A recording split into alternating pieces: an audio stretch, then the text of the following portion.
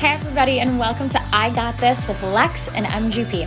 I am Lex and I've been a personal trainer over the last 5 years. Martha has been my client for 3 years, and over that time she has lost over 50 pounds and changed her entire perspective on life. Join us each week as we dive into health, mindset, and everything in between. Hey everybody, and welcome back. Lex and MGP here. Today we are talking about alcohol. Again, yes. So this is definitely a polarizing topic in our society. Yeah. Even with you and I at times. No, seriously. But last episode, if you guys haven't listened, please go give it a listen. It was alcohol part 1, so we're following up on that topic. We knew this was going to be a longer one.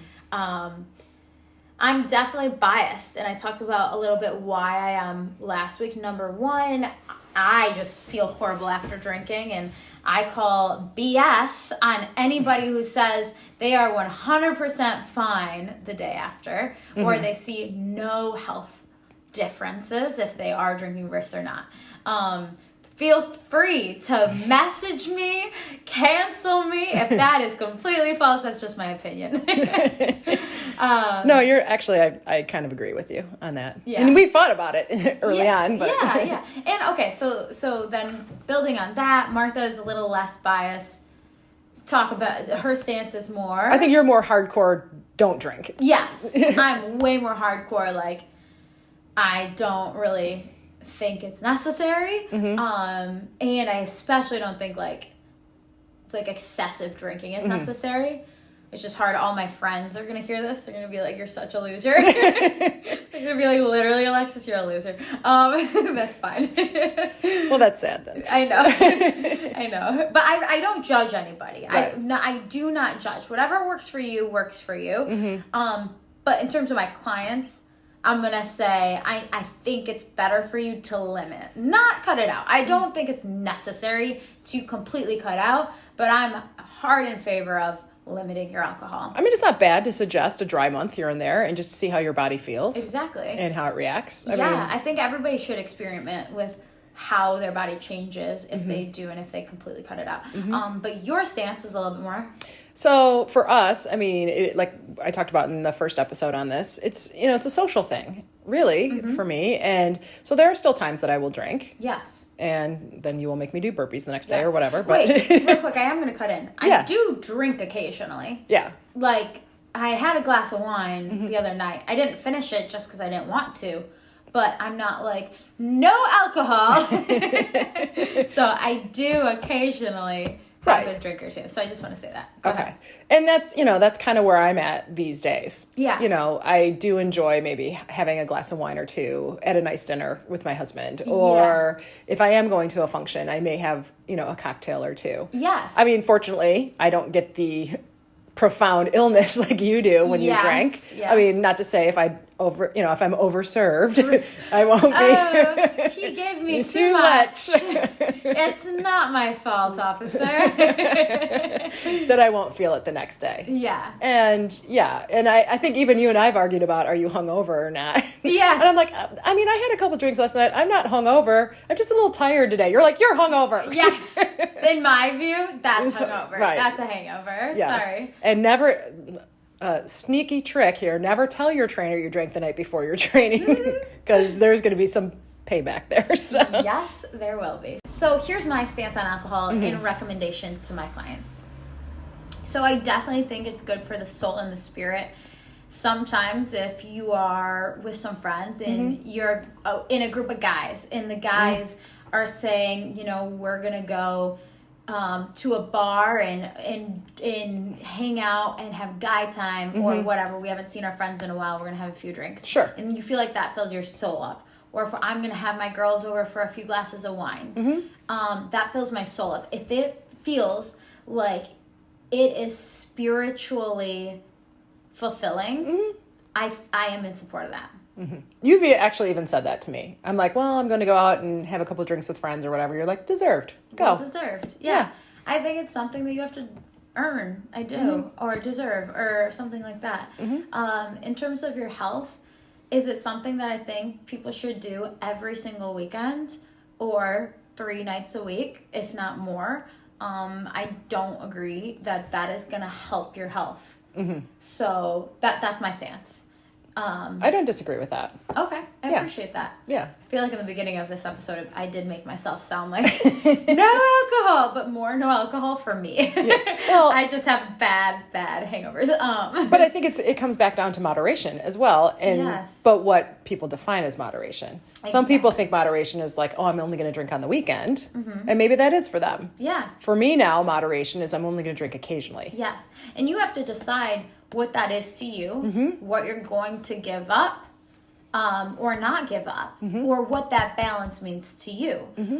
Cutting out, just like we said last episode, cutting out alcohol right away when you start a fitness journey is almost like a ridiculous thought. You're like, I'm not going to give that up. Well, there's so many things in the beginning. Exactly. You want me to drink a gallon of water a day. You want me to work out 5 or 6 times a week. You want me to not eat any of my favorite foods, and you don't want me to drink. Right. Oh, and by the way, make sure you're getting 8 hours of sleep. Yes. Go. I'm not doing that. What did I sign up for? Yeah. You're like, where's my joy in life anymore? And I actually said that to my previous trainer. Yes. What happiness do I have left? You've said that to me so many times. That's not even, that you say that sometimes. Probably every time I challenge you to a dry month. But fine. Let's talk about some of the health effects. So there are a lot of like different studies that say one thing and then don't say the other thing. So like it's hard to give knowledge on this one because there's so many different articles and research. You could probably find a study to back any position. Exactly. You literally can. But what I do know is that alcohol at any level, it can affect your digestion and absorption of like certain nutrients, like macro and micronutrients. Okay. So therefore, does it help any? No, not really. So therefore, if your digestion is slowing down, that means your metabolism is going to slow down. That makes sense. So your metabolism will be slightly affected. For how long? I've heard 3 to 4 days. That's what I've heard too, like 72 hours or something. Yeah, something along those lines. But I have also seen like articles that say it doesn't affect your metabolism much enough at all. So, but I guess it just depends. I would think it would depend on the person. Yes. Their size, their gender, their tolerance. Right. I mean, you would think. Their body fat percentage. Right. Yeah. And how quickly your body heals. Or metabolizes anything. Yeah. That makes sense. 100%. So that's just me saying that. No, exactly. But I think we're just drawing effective conclusions of what the knowledge that we have, right? And that's all we can do. Because I'm going to say this again, we're not medical professionals. Yes, we're not medical professionals. That's very important. This is just what we know and the knowledge that we have to share. So, and in turn, so when you drink, normally you're going to like get hungrier. It's going to affect other decisions. So correct. Can't argue this. Does alcohol affect your decision-making skills? Oh, yeah, for sure it does. Yes. We've all made bad decisions when drinking. Yes. So like if you're going to drink, you're going to make different decisions than you would if you were in your right mind. Therefore, like just in turn, it's going to affect your health and well-being and your mindset in that regard. So another topic is sleep. So alcohol does disrupt your sleep. That one I agree with. I noticed that about myself. How so? So, once again, if I've been overserved or even just slightly served, I might fall asleep quicker than normal, maybe even. And I feel like I sleep really hard. Yeah. But I don't feel rested the next day. Isn't that funny? You'll like sleep for like 10 hours and you'll wake up and you're like, I feel horrible still. Right. Like you'll sleep for so long. So yes, while I may fall asleep, I don't think I'm getting quality sleep. Yes, quality sleep. And that, in turn, will affect your cortisol levels, which we have learned. Cortisol levels are your stress hormones, which, again, stops how your body processes or slows down the proper functions of your body. Right. And then if you're not well rested, there's your hangover or parts of it. Have you ever heard moderate alcohol consumption can help protect against heart disease? Have you ever heard that one? Well, I've heard like 2 glasses of red wine, it's good for the heart or something like that. I have heard that too. I don't know what facts like contribute, but again, like a few glasses of red wine on a night that feels good for the soul is not a bad thing. I am curious if you guys have like articles on that, send them our way.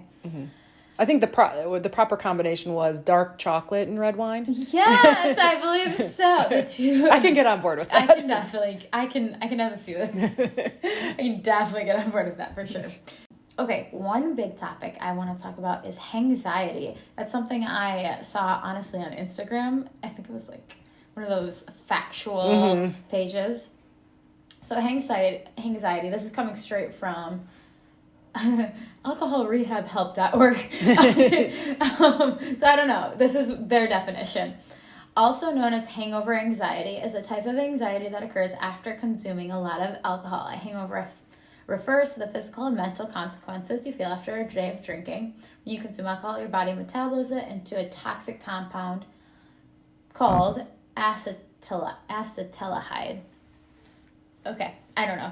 But the face you gave me is ridiculous. But it does give you anxiety after, so it's called anxiety. And it's something that's like newer, but people are reporting they have anxiety. About being hungover? No, about like their heart's pounding harder. Oh, gotcha. Yeah. And they're like... my heart rate variability, like score, my watch tracks all that.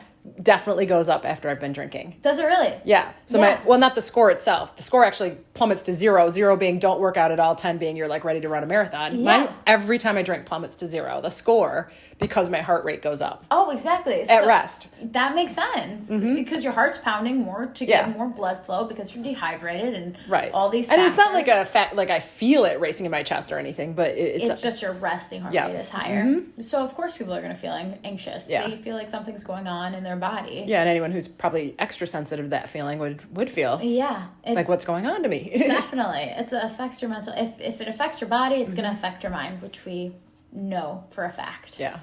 But I'm always like, how did my watch know I was drinking? Yes. How did it know? No. It knows. It's always listening. But it's crazy. You don't realize that it has that impact. You don't think about your heart. You think about your liver. The next thing I want to talk about is calories. Too. Okay. Well, there's the biggie. Yes. So, okay, this is how I lay it out to my clients. If you drink 4 White Claws over the course of 4 hours, how many calories is that? It's 400, yeah. It's 400 calories. You could have had a sandwich. Yes, you could have had a sandwich. Full sandwich. So, like, if you're having multiple drinks, normally the baseline is like 100 calories. In some, I hate to say this, you're going to get more bang for your buck. Oh, for sure. So, like, tequila, and I am not condoning this. Oh, that's my fave. That's the one that really puts me over the edge. Tequila is going to get you drunker for the least amount of calories and sugar, really. Yeah. So, like, if you're aware of what you're putting on your body and you're going for a specific effect, then maybe you're going to cut down calories and go for the bang. Honestly, if I am drinking, it's going to either be vodka or tequila mixed with, like, lime juice and soda. Heck yeah. Okay. That's what I'm going to drink. Yeah. And I don't really like a big sugary, like, pina colada anyway. Right. But, you drink something like that, that's 1,000 calories. I know. See, that's different. Like, if I'm going to drink, I want a cocktail. Like, I want something that's, like, fun and delish, but... The difference is I'm only going to have 1 or 2 because I can't handle what you're drinking. If I drink what you're drinking, I am not going to be okay. Well, I might just be having 1 or 2 as well. Yeah, exactly. Like I'm going to have like a Paloma, which is grapefruit juice and soda and tequila. Yeah. Yeah. And I feel like we should be drinking right now for some reason. It is, in fact, like a Sunday. Like 4 o'clock. Yeah, exactly. So you're going to get more baked. But let's say you have like 3 or 4 of those. That's a few hundred calories. Oh, for sure. And if you have what I'm drinking, the cocktail, that's on top. That's probably more. Or are you having like a heavy sugary cocktail? I don't know. Whatever looked good. Because I don't like drinks with sugar in them. Those make me feel worse the next day. Okay. I like how they taste, and they definitely make me feel worse. They might taste okay, but those will definitely give me a headache. Exactly. I mean, even pre-fitness, I stayed away from that stuff. Oh, good. That's great. That's just not my jam. Good. The bar. Good. Yeah. I guess it's just, Yeah. Well, you like sugar more than I do. I know, I really like sugar. But again, as I just call it my trainer for that. I feel bad anyways, so it doesn't really matter. So yeah, you have to think about how many you're drinking and how many calories that is. So you count macros. Correct. You said sometimes you don't even have room. I don't have room to drink, especially if I'm in a cut. Where I'm trying to keep my calories lower. Yeah. Not extremely low, but, like in that 17 or 1800 range is low for me. Yeah. I don't have room for drinks. Or I don't have room for dinner. It's either dinner or drinks, not both. It's one or the other. Yeah. And if I haven't, ate lunch at 11 o'clock in the morning, 11 a.m., not having dinner is probably not a great plan on a Friday if I'm just having drinks. Please have something. Right. Well, So that's exactly. Yeah. And I know that that's silly that keeps me in check, but it sometimes keeps me in check. I'm okay with that. Whatever works, Well, and the thing is too, not only is it caloric for me, but we're trying to hit certain protein numbers right now. Yeah. There's zero protein in alcohol. What is an alcohol? Carbs? Well, alcohol is its own typically thing when you look at macros, because we don't have to go into macros, but it's like 4 calories per gram, carbs and fats. Alcohol is like 7, and then protein, I said that backwards. Protein is 4, and then alcohol is 7. But it doesn't count in protein. You have to put it into that carb and fat category, depending. Exactly. So you're not getting that very, very important nutrient that we're trying to hit every day. Yeah, because you have me lifting crazy amount of weight. I have to lift, I have to eat the protein for the muscles. Yeah. And alcohol does not help with that. So it's very difficult for me to Tetris that macro in. I like how you say that. Tetris that macro. Fit it in there. Yeah. Right? Without some pre-planning. Exactly. So if I know I'm going to be having drinks later in the evening, I've got to have a high protein breakfast and a high protein lunch. Yeah. And then I have to be eating protein at dinner as well. I mean, a lot of protein. I have to do that anyway, so it even has to be more, and I have to save those calories for that. That makes sense. 100%. Yeah. Okay. Well, in that, just being aware of it, and these things are for knowledge. It's more to be aware of what you're putting in your body and what it's doing to you and how you can cut down. Like, so if you are going to have 2 glasses of wine a week, or let's say you had 2 glasses of wine every night that week, that's 1,400 calories extra. Oh, at least, depending on what you're drinking. Yeah. Exactly. Because once again, you're probably not doing a 5-ounce pour, let's be honest. Yes. Check back on our last episode. What you think you're drinking, you're not. Anyways, you're drinking more. So, no, if I was when I was drinking, even just 2 drinks, you're right. It was probably about 300 calories that, it adds up. And it's unaccounted for, and you're like, why am I not losing weight? Well, you've got all these calories you're not thinking about that are carbs and fats and not really fueling your body. So that's something to think about. Okay, so again, this is knowledge for you to make your own decision and have your own stance, but think about what you believe and what you believe in terms of your health and fitness and what you're willing to give up or not give up. And that becomes a big part of it too. Yes, and knowledge is power. And we're going to talk about that too in our next episode. What are you willing to give? But I do want to talk about how to handle this socially. Yes. And you and I have talked about this quite a bit. A lot.